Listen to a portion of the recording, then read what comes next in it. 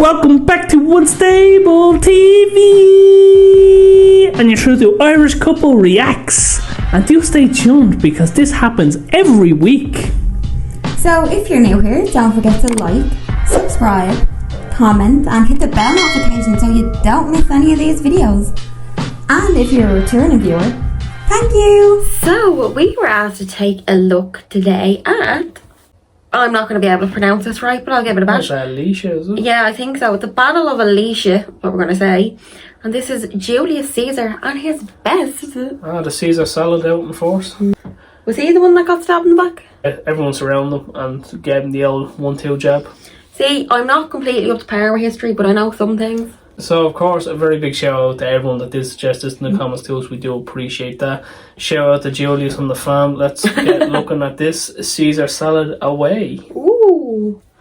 Julius Caesar is commonly regarded as one of history's greatest military minds. The feats he accomplished in his career were truly astonishing. Caesar's conquests of Gaul were arguably the single greatest Roman military campaign ever conducted. It was during this conquest of Gaul that Caesar displayed to the world how brilliant the Roman tactics and engineering can truly be, and show history how much of a badass he truly was. Ever since he lost the position of consul, Julius Caesar had been devising strategies to reclaim his position at the head of the Republic. He concluded that by conquering the barbarian inhabited lands of Gaul, he would garner enough influence, prestige, and power to win over the Senate. It is important to note that at the time, Gaul had never been conquered by Rome, and many Romans even believed that achieving such a feat was frankly impossible. However, in 68 BC, Caesar was going to show them just how wrong they really were. The Battle of Alesia took place in September 52 BC near the end of the Gaulic conquests. The Gaulic tribe's greatest leader, Vercingetorix, was in command of a numerically superior army which had positioned themselves inside the city walls of Alesia.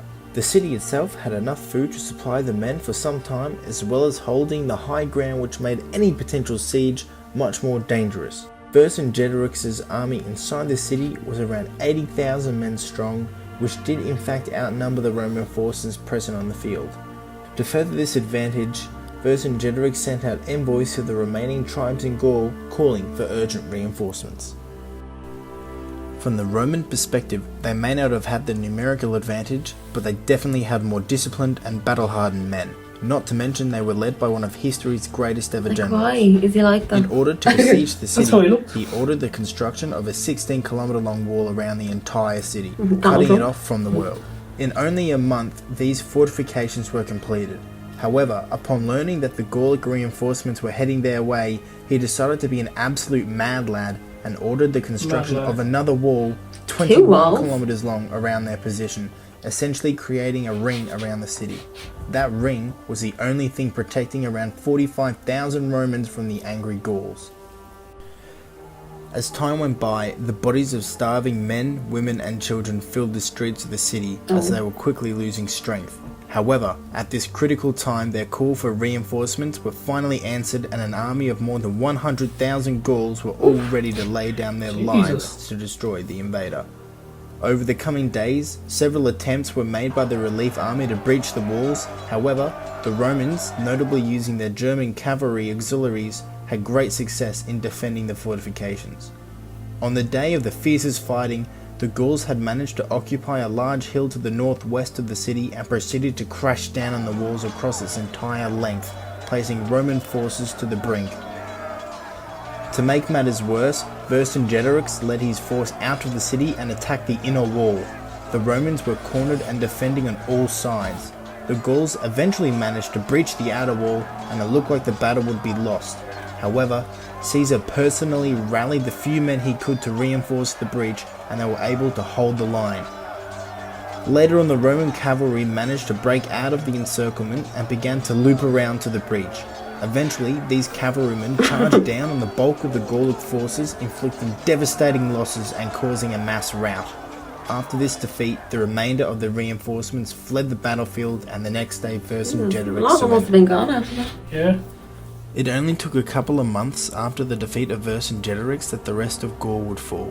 Specific casualties are disputed, however it can be said that roughly 13,000 Romans died whilst majority of the Gallic forces perished. This battle enabled Caesar to successfully destroy any hope Gaul had at ever revolting and secure the entire area under the control of Rome.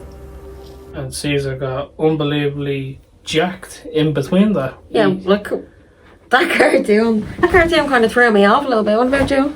Yeah, I knew Caesar was big from what the stories were saying. I didn't realise he was ripped to that extent, but hey, it's history, why not? Exactly.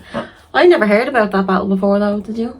No, I only ever heard of like bigger battles than that with Caesar, Alesia and the barbaric forces, but I was curious to know how Caesar did get his influence forced though, because you don't really hear too much about him throughout the history books in school where him and the Romans took over the world. You don't really get to know where his origin story starts. Yeah.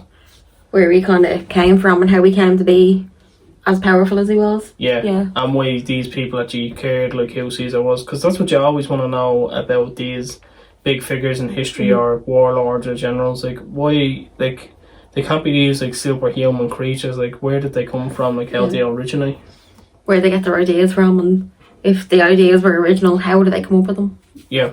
Because like that wall idea was quite clever. Yeah, and then to go and build another wall around it again. Like, dangerous move as well, because they enclosed themselves in with a lot of soldiers, and they could have been severely outnumbered, but they were lucky enough they were able to hold their positions.